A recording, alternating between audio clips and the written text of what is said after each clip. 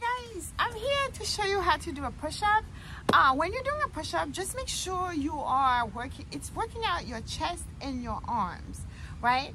Because you're isolating your legs, you're holding your core in, and then you're pushing up and down, down, up, down, up.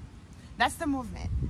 Because it's your chest, your arms, your shoulders, that's working out, your biceps, triceps.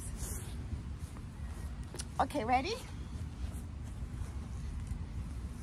Isolating my legs, core in, and then I'm gonna be pushing down, up, down, and it's my arms, up, down. So you wanna make sure your legs are isolated, your core muscles are in, and you're pushing, you're working out your arms, your shoulders, biceps, triceps, and you're pushing down and you're pushing up.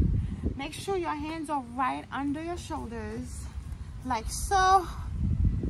This is the position, isolating your legs, stomach in, and hands are right under your shoulders, and you're gonna push down, push up, push down, push up, push down, push up, push down, push up, push down, push up. Now, if you don't want to go on your toes, you can go on your knees, put your knees down.